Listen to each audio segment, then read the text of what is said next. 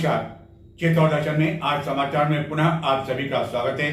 नजर डालते हैं आज के समाचारों की ओर। चित्तौड़गढ़ जिले के मंडपिया में स्थित प्रसिद्ध सांवलिया सेठ मंदिर का जो भंडारा खोला गया था, वह शनिवार को भी गिनती का काम जारी रहा और भंडारे से अब तक 27 करोड़ 30 लाख रुपए से भी अधिक की राशि निकल चुकी है। रविवार को गिनती का काम बंद रहेगा। सोमवार को गिनती का काम फिर से किया जाएगा। मेवाड़ के कृष्णधाम श्री सांवलिया जी मंदिर के भंडार में शनिवार को भी गिनती का काम जारी रहा। तीसरे चरण की काउंटिंग का काम पूरा हो गया।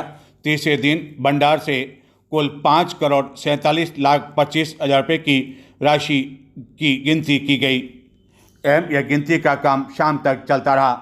इस तरह 3 राउंड की गिनती अब तक हो चुकी है और 22 करोड़ 30 लाख 85 हज़ार रुपये दान पास से निकल चुके हैं।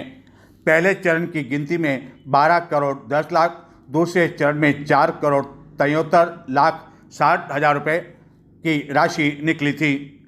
भंडार की जिस तरह की राशि निकली एवं पहले चरण में जब 12 करोड़ निकले तो उस दिन से ही यह माना जा रहा था कि इस भंडार से काफ़ी अधिक राशि निकल सकती है एवं गिनती का काम अभी भी पूरा नहीं हुआ है। रविवार को यह गिनती का काम नहीं होगा। अब सोमवार को गिनती का काम किया जाएगा। श्रद्धालुओं की नज़र अब आगे के चरण में होने वाली गिनती पर लगी हुई है कि इस भंडारे से अब इस महीने कितनी राशि निकल सकती है। गत कुछ समय की बात की जाए तो सांवलिया जी में आने वाले श्रद्धालुओं की संख्या में निरंतर बढ़ोतरी हो रही है। हालांकि कई तरह की कमियां भी होने से भक्तों को परेशानियों का सामना करना पड़ता है। खास तौर पर यहाँ आने वाले भक्तों को जो यहाँ का जो प्रसाद है वह कई बार नहीं मिल पाता है एवं बैरन लौटने के लिए मजबूर होना पड़ता है, जिसमें खास तौर पर यहाँ का जो लड्डू है वह नहीं मिल पाता है। खास तौर पर यहाँ आने वाले भक्तों को मठरी एवं लड्डू का प्रसाद सशुल्क दिया जाता है। वहीं गत दिनों यहाँ आने वाले भक्तों के लिए जो पार्किंग शुल्क की जो व्यवस्था की गई उससे भी श्रद्धालुओं में काफ़ी अधिक नाराज़गी है एवं हर कोई यह सवाल खड़ा करता है कि जब करोड़ों रुपए की राशि प्रति माह भंडारे से निकलती है जो कि भक्तों द्वारा ही चढ़ाई जाती है, तो आखिरकार पार्किंग शुल्क क्यों वसूल किया जा रहा है एवं इस पार्किंग शुल्क को लेकर आए दिन भक्तों एवं जो कर्मचारी है उनके बीच कहा सुनी की स्थिति उत्पन्न होती रहती है। यही नहीं, दुपहिया वाहन चालकों से भी शुल्क वसूल किया जाता है, जिसको लेकर सोशल मीडिया पर भी यहाँ आने वाले श्रद्धालु अपनी नाराज़गी जाहिर करते हैं। लेकिन इसके बावजूद इस ओर कोई ध्यान नहीं दे रहा है एवं हर कोई यह मांग कर रहा है कि कम से कम सांवलिया से आने वाले भक्तों के लिए जो पार्किंग शुल्क लागू किया गया है उसे तत्काल प्रभाव से बंद किया जाना चाहिए। चित्तौड़गढ़ नगर के यवस्तंभ एवं मुख्य मार्ग में से एक महाराणा प्रताप सेतु मार्ग पर गत दिनों एक व्यवसायी पर दिन दहाड़े की गई फायरिंग के मामले में संत रमताराम की ओर से पेश की गई अग्रिम जमानत अर्जी पर शनिवार को सुनवाई नहीं हो सकी एवं जिला सत्र न्यायाधीश के यहाँ यह अर्जी लगाई गई थी, जिन्होंने यह आवेदन अपर जिला एवं सेशन न्यायालय क्रमांक 1 को स्थानांतरित कर दिया, जहां आगामी मंगलवार को सुनवाई होने की संभावना है। चित्तौड़गढ़ नगर के यवस्तंभ एवं मुख्य मार्ग में से एक महाराणा प्रताप सेतु मार्ग पर गत दिनों दिन दहाड़े हुई फायरिंग की घटना ने पूरे जिले में भूचाल खड़ा कर दिया था एवं हर कोई जिले की कानून व्यवस्था पर सवाल खड़ा करने लगा था। लेकिन कोतवाली पुलिस ने इस प्रकरण में कार्रवाई करते हुए तत्परता से अभियुक्त मनीष दुबे को गिरफ्तार कर लिया था, जो मुख्य रूप से उत्तर प्रदेश का निवासी है। चित्तौड़गढ़ के व्यवसायी रमेश ईनानी की रमेश दुबे ने फायरिंग कर हत्या कर दी थी और हत्या की इस घटना को परिजनों को छोड़कर अधिकांश लोग भूल चुके थे। केवल परिवारजनों के दिलों पर अभी भी जख्म गहरे हैं एवं उन्हें अभी भी विश्वास नहीं हो रहा है कि रमेश ईनानी की हत्या हो चुकी है। हर कोई जब इस घटना को भूल चुका और उसके बाद संत रमताराम, जिन पर परिवार जने कई तरह के सवाल खड़े करे थे और उनकी भूमिका पर भी संदेह उत्पन्न करे थे, उनके द्वारा कई दिनों बाद इस मामले को लेकर न्यायालय में लगाई गई अग्रिम जमानत अर्जी के बाद यह मामला पुनः कई लोगों के जहन में आ गया एवं कई लोग अब इस पर कई तरह के सवालिया निशान लगाने लगे हैं और कई तरह की चर्चाओं का दौर नगर में एवं पूरे जिले में एक बार फिर से खड़ा हो गया कि आखिरकार मनीष दुबे ने ऐसे कौन से राज कोतवाली पुलिस को बताए और ऐसी कौन सी जांच पुलिस की पहुंची जिसके कारण संत रमताराम को यह कदम उठाना पड़ा। घटना के दिन जब रमेश ईनानी अपने स्कूटर से जा रहे थे तभी दिन दाड़े उन पर गोली चला दी गई थी, जिसके कारण वह गंभीर रूप से घायल हो गए थे एवं बाद में तत्काल उन्हें श्री सांवलिया चिकित्सालय ले जाया गया था, जहां से उन्हें गंभीर घायल हालत में उदयपुर रेफर कर दिया था, लेकिन उसी दौरान उन्होंने शाम दम तोड़ दिया था। इस घटना के बाद आक्रोशित व्यापारियों ने अगले दिन आधे दिन तक चित्तौड़गढ़ बंद का आह्वान भी किया था, जो पूरी तरह से सफल रहा था। कोतवाली पुलिस इस प्रकरण में मुख्य अभियुक्त मनीष दुबे को उसके जो गृह जिला है वहां पर भी लेकर गई थी। मृतक रमेश ईनानी के परिजन बार बार यह आरोप लगाते रहे कि चित्तौड़गढ़ में राम द्वारा के पीछे लगभग 14 बीघा करोड़ रुपए की जो यह बेशकीमती भूमि है, इसी कारण रमेश ईनानी की हत्या करवाई गई और उनकी हत्या के लिए सुपारी दी गई। एवं इस मामले में संत रमताराम पर जब सवालिया निशान लगाए गए तो चित्तौड़ दर्शन ने उनसे उस समय भी जानकारी ली थी, जिनका यह कहना था कि यह जमीन 3 भाइयों के नाम पर थी। इनमें से 2 से उन्होंने जमीन खरीद ली थी, जिनके कागजात भी उन्होंने दिखाए थे। एवं संत रमताराम ने उस समय भी कहा था कि उनका इस घटना से दूर दूर तक किसी तरह का कोई लेना देना नहीं है और उन पर अकारण आरोप लगाए जा रहे हैं। लेकिन अब हर कोई यह सवाल पूछ रहा है कि आखिरकार ऐसे क्या कारण रहे कि घटना के इतने दिनों बाद संत रमताराम को अग्रिम जमानत अर्जी का आवेदन अपनी गिरफ्तारी से बचने के लिए लगाना पड़ा। क्या पुलिस को ऐसे कोई ठोस सबूत हाथ लगे जिसके कारण उन पर गिरफ्तारी की तलवार लटक गई, जिस पर जिला एवं सेशन न्यायालय में शनिवार को सुनवाई होनी थी, लेकिन जिला एवं सेशन न्यायालय ने अग्रिम जमानत का आवेदन एडीजे प्रथम में स्थानांतरित कर दिया, जिसके कारण अब आगामी मंगलवार को एडीजे प्रथम में सुनवाई हो सकती है। उसके बाद ही यह तय होगा कि संत रमताराम की अग्रिम जमानत अर्जी स्वीकार की जाती है या खारिज की जाती है। ऐसी स्थिति में उन्हें उच्च न्यायालय जोधपुर की राह भी पकड़नी पड़ सकती है। एवं चर्चा यह भी है कि हो सकता है कि इस मामले में कुछ और नया भी मोड़ आ सके। अरावली बचाओ संघर्ष समिति की ओर से सोमवार को चित्तौड़गढ़ में प्रातः 11:30 बजे प्रदर्शन किया जाएगा एवं राष्ट्रपति के नाम जिला कलेक्टर को ज्ञापन दिया जाएगा। राष्ट्रीय लोक अदालत का आयोजन चित्तौड़गढ़ में रविवार को किया जाएगा एवं आपसी सहमति से इस दौरान कई प्रकरणों का समझौता होने की संभावना है। भीलवाड़ा से ऑटो कर दुर्ग एवं सांवलिया जी भ्रमण करने आए कुछ पर्यटकों का ऑटो दुर्ग पर भ्रमण करने के पश्चात पलटी खा गया, जिससे इसमें सवार पर्यटकों को चोटें आई, जिन्हें बाद में उपचार के लिए श्री सांवलिया चिकित्सालय पहुंचाया गया। प्राथमिक उपचार के बाद सभी को छुट्टी दे दी गई। किसी को इस हादसे में गंभीर चोटें नहीं आई। चित्तौड़गढ़ में इंदिरा प्रियदर्शनी ऑडिटोरियम के समीप सड़क किनारे एक व्यक्ति की लाश मिली, जिसकी शिनाख्त बाद में बस्सी क्षेत्र के निवासी के रूप में की गई, जो गत 2 दिनों से अपने घर से लापता था।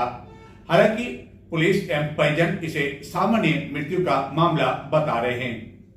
पर्यटन विकास में आम नागरिक की भूमिका विषय पर जन चेतना मंच की ओर से एक कार्यशाला का आयोजन चित्तौड़गढ़ नगर के भोई खेड़ा में गोरा बादल पेनोरमा में किया गया।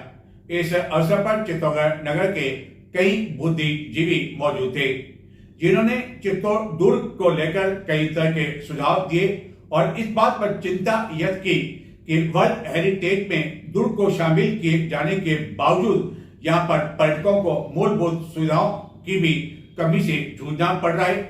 आए दिन जाम की स्थिति उत्पन्न हो जाती है। खासतौर पर रविवार को हालात इतने अधिक खराब हो जाते हैं कि स्थानीय लोगों को भी 10 बार सोचना पड़ता है कि वह अपने वाहन से आज दुर्ग पर जाए या नहीं एवं अन्य कई समस्याएं भी दुर्ग पर व्याप्त है। इसी तरह बुद्धिजीवियों द्वारा इस दौरान कई तरह के सुझाव भी दिए गए। जन चेतना मंच के तत्वाधान में मेरी आवाज़ मेरा समाधान का शुभारंभ एवं पर्यटन विकास में आम नागरिक भूमिका विषय पर नगर के भोईखेड़ा स्थित गोरा बादल पैनोरमा में श्रीमती रजनी डांगी पूर्व महापौर उदयपुर नगर निगम के मुख्य अतिथि में आयोजित विशेष कार्यक्रम में शहर के कई प्रमुख लोगों ने इस बात को लेकर चिंता व्यक्त की कि ऐतिहासिक दुर्ग पर बड़ी संख्या में देश एवं विदेश से कई पर्यटकों के आने के बावजूद उनके लिए मूलभूत सुविधाओं की कमी के साथ ही आए दिन दुर्ग मार्ग पर जाम होने के कारण परेशानियां उठानी पड़ती है। इस अवसर पर कई बुद्धिजीवियों आदि ने विभिन्न तरह के सुझाव देते हुए कहा कि इसके लिए कदम उठाए जाने चाहिए एवं दुर्ग पर जो परेशानियां पर्यटकों को उठानी पड़ती है उसके कारण कम से कम वह चित्तौड़गढ़ से अच्छी सोच लेकर नहीं जाते हैं एवं जाम के कारण कई बार तो पर्यटकों को बैरंग लौटने के लिए मजबूर होना पड़ता है एवं दुर्ग पर गंदगी के साथ ही अन्य कई समस्याएं जिसके लिए बड़े पैमाने पर न केवल अभियान चला जाना चाहिए बल्कि निरंतर इसकी मॉनिटरिंग भी होनी चाहिए। बुद्धिजीवियों ने इसके लिए कई तरह के सुझाव भी देते हुए कहा कि हालत यह है कि दुर्ग पर पेयजल की भी किसी तरह की कोई सुविधा नहीं है जिसके कारण पर्यटकों को 20-25 रुपए में पानी की बोतल खरीदने के लिए मजबूर होना पड़ता है एवं वरिष्ठ नागरिकों के लिए भी किसी तरह की कोई सुविधा नहीं है जबकि कई वृद्ध पर्यटक भी दुर्ग भ्रमण करने के लिए आते हैं। एक काम जुड़ा है और आम आदमी की नज़र दृष्टि इस तरह के पैनोरमा पर पहुंची है। मैंने इस तरह इधर के भाग को हमारे कुछ दोस्तों ने अपने पूरा पढ़ करके देखा, इधर का बाकी है। मेरा सुझाव है आप लोग भी, मैं विषयांतर हो रहा हूँ लेकिन कहना चाह रहा हूँ, मेरी इच्छा है आप लोग भी जाने से पहले इस पूरे पैनोरमा को देखें, को देखें और पढ़ें तो यहाँ आना आपका सार्थक होगा। मैं जहाँ तक सोचता हूँ आप इतने लोग हैं, इतने सुझाव आएंगे तो बहुत सुझाव होंगे। सिर्फ एक सुझाव देना चाहता हूँ मैं कि बहुत कुछ वर्ष पहले रगत तलाई हल्दी घाटी गए थे हम लोग, 5-10 वर्ष पहले की बात कह रहा हूँ। वहाँ एक मुस्लिम गाइड ने हम लोगों को 1 घंटा, वनवासी कल्याण परिषद के लोग थे, 1 घंटा उस गाइड ने वहाँ के और हल्दी घाटी के इतिहास को बताया। मैं उसका नाम भूल गया हूँ, हम लोगों ने विशेष रूप से पुरस्कार दिया, धन्यवाद। मेरा तो सबसे पहले मेरा एक ही सुझाव है कि इस दुर्ग की, चित्तौड़ की शान को, चित्तौड़ के इतिहास को बताने के लिए वास्तव में कुशल और प्रशिक्षित गाइड होने चाहिए। ये पहली आवश्यकता है।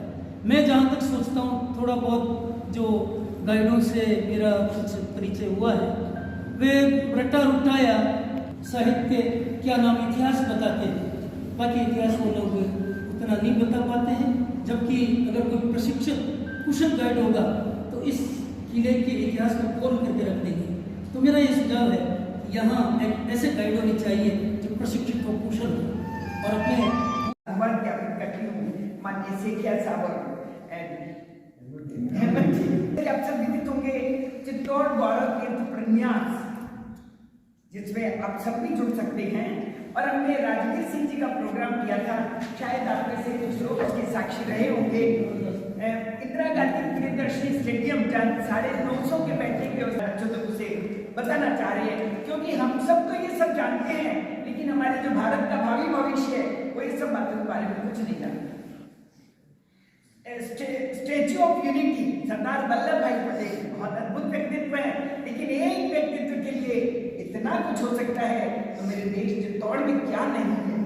महाराणा प्रताप जैसे वीर शिरोमणि और जनचेतना मंच की उम्र इस समय 26 वर्ष, इसको मद्देनजर रखते हुए मैं कहना चाहता हूँ कि जनचेतना मंच कहता है कि मैं तब भी भैरव गाता था, मैं अब भी भैरव गाता हूँ, मैं तब भी तुम्हें जगाता था, बहुत अच्छा है। मैं अब भी तुम्हें जगाता था।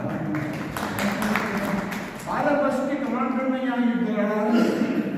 अब इसका इतिहास लिखा हुआ है, आप देखिएगा।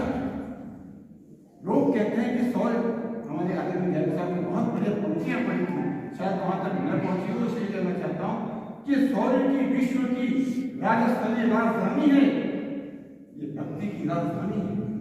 और इसलिए मुझे न जाना गंगा सागर, मुझे न रामेश्वर काशी, तीर्थराज चित्तौड़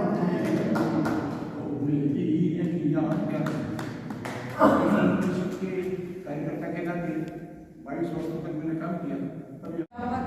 मिट्टी थी, तो इतने सुंदर स्थान बने हुए हैं, पर उन स्थानों की हमारे जो बड़े लोग हैं उन्हें भी पता नहीं है। मैं स्वयं भी पहली बार ही आई हूँ, जबकि हम लोग एक बैंक को प्रेजेंट कर रहे हैं, बैंक में एक जागरूक नागरिक के नाते कार्य कर रहे हैं। कई साल चित्तौड़गढ़ में रहते हुए देखे नहीं, तो जन चेतना मंच ने इस कार्य को शुरू किया है। हम सब अलग अलग संस्थाओं में अलग अलग सक्रिय प्रतिनिधि के नाते काम कर रहे हैं, पर सबसे एक टीम मेरा समाधान, उसमें सब एक होकर साथ आए, क्योंकि जैसा अभी पुराने सभी वक्ताओं ने कहा कि हम आवाज नहीं देंगे, जब तक बच्चा रोता नहीं है तो माँ दूध भी नहीं पिलाती है। तो जागरूक जनता जब तक नहीं होगी तो वो आगे हमारा विषय नहीं जाएगा, और जब विषय ठोस तरीके में जाएगा तो उसमें पालना जरूर से होगी, पर उसका तरीका ठोस होना चाहिए। आज अगर हम ये सब नहीं नाम उनके लिए एक अचंभित करने वाले नाम होंगे, और उन पीढ़ियों के सामने जब ये नाम जाएंगे तो वो इस तरह से देखेंगे कि किसी बच्चे का नाम उन्हें बताया जा रहा है। तो हमारा जो इतिहास है वो बहुत दूर है, और इस इतिहास के लिए कई संस्थाएं लगी हुई है। पर जैसा कि जानी साहब ने अपने सभी और आदरणीय व्यास साहब ने अपने सभी उद्बोधन में कहा कि चित्तौड़गढ़ रहने का मौका बहुत सौभाग्य से प्राप्त होता है। मथुरा काशी सारे ज्योतिर्लिंग कर आ जाए और चित्तौड़ में निवास करें वो एक बराबर है। तो चित्तौड़ में मेरी भी जन्मभूमि तो नहीं, पर कर्मभूमि के नाते मुझे इस चित्तौड़गढ़ में रहने का अवसर प्राप्त। हम ये विषय पर चर्चा करेंगे। आमतौर पर कोई बात होती है, समस्या होती है, समाधान के लिए 4 लोगों के पास जाते हैं, MLA, MP, कलेक्टर, SP। लगता है चारों भगवान ने सलाह को चीजें, तो वो सहायता नहीं करते तो हम ऐसा हो जाते हैं। हमने कहा प्रशासन पर काम करेगा, बहुत कार्यक्रमों के लोग जानने लगे दोनों लोग। यहाँ पर जब आए ढूंढते ढूंढते क्या स्थिति थी, हमने जब कार्यक्रम तय किया तो यह काफ़ी जो है स्थिति अलग थी, आज की स्थिति अलग है। तो जब हम जागरूक होंगे तो हमने पर्यटन का विषय रखा, इसी कारण से आज हमने यहाँ से ये कार्यक्रम किया। मंच के कार्यकर्ताओं ने काफ़ी सोच समझ करके सुझाव कुछ लिखे हैं, तो हम आज इस माध्यम से चर्चा करना चाहेंगे, और जो सुझाव आए हैं वो भी हम जोड़ेंगे। चूंकि हम दुर्ग प्रत्येक सामाजिक संस्थाएं, प्रत्येक विद्यालय अपने परिवारजनों को, अपने सदस्यों को, छात्रों को वर्ष में एक बार हरिदास बदल हुआ, गौरव बदल हुआ, और चित्तौड़ के जो किले के प्रमुख स्थान है वहाँ पर दर्शन के लिए ले जाएंगे, परिवार से जाएंगे। मैं समझता हूँ कि बाहर के लोग तो बाद में आएंगे, हम इस स्थान को जीवन किस प्रकार से कर सकते हैं, ये हमारी ड्यूटी बनती है। हम हमारे दायित्व को बचाना है। अभी परिवर्तन की बात चल रही है, नागरिक दायित्व उसमें विषय है। तो नागरिक दायित्व का रूप है, हम किस प्रकार से हमारे दायित्व को निर्वहन कर सकते हैं। तो हमने तय किया इन स्थानों से जुड़ाव पैदा हो भावनात्मक, हम जनता से अपील करेंगे, विद्यालय से अपील करेंगे, संस्थाओं से अपील करेंगे, मैं समझता हूँ कि इनमें स्वाद भी आ गए, ये स्थान अपने आप में पर्यटन में विकसित हो जाएगा। और हम आएंगे तो पॉइंट बनेगा, हम जाते हैं बात घूमने के लिए, तो एक चार्ट मिल जाए होटल में, आप 3 ये रूट है, एक दिन इस रूट पे जाइए, सेकंड डे इस रूट पे जाइए, थर्ड डे इस रूट पे जाइए। हम तय करते हैं कि मान लो 4 दिन रुकना है, किस रूट पे जाएगा। इस प्रकार से जो शेड्यूल बनता है यह बनने में काम आएगा। दुनिया में कब और वो जोर कब हुआ, अलादीन कब बना, उसमें काज नहीं, और इतिहास में क्या काज है ये भी दर्शक। खैर भाई साहब जन्मजात बचपन से ही राष्ट्रीय संगठन के शिक्षक हैं और अभी तक भी सक्रिय सदस्य हैं। माननीय ललित जी भाई साहब सर्वा जोधपुर के मूल निवासी हैं और वर्तमान में जो राजस्थान क्षेत्र है 3 प्रांतों को मिलाकर उसमें संघ का एक आयाम है धर्म जागरण समन्वय, उनके आप संयोजक हैं और पूरी गृहस्थी छोड़कर चित्तौड़गढ़ में इस महीने में आगामी दिनों में कई महत्वपूर्ण कार्यक्रम होने वाले हैं, जिसके तहत 23 से 28 दिसंबर तक स्वदेशी मेले का आयोजन किया जाएगा। प्रतिदिन कई कार्यक्रम आयोजित किए जाएंगे, जिसमें देश के विभिन्न राज्यों से कई कलाकार आने वाले हैं। सांसद खेल महाकुंभ का समापन भी 25 दिसंबर को होने जा रहा है। 25 दिसंबर को क्रिसमस डे भी है एवं इस तरह अन्य कई कार्यक्रम भी आयोजित होने हैं। यह सभी कार्यक्रम आप देख सकेंगे चित्तौड़ दर्शन पर। और अब तक आपने चित्तौड़ दर्शन चैनल को सब्सक्राइब नहीं किया तो आज ही सब्सक्राइब करें। ऐसा न हो कि आने वाले दिनों में यह सभी कार्यक्रम आप घर बैठे देखने से वंचित रह जाएं। तो ये थे आज के समाचार। नमस्कार।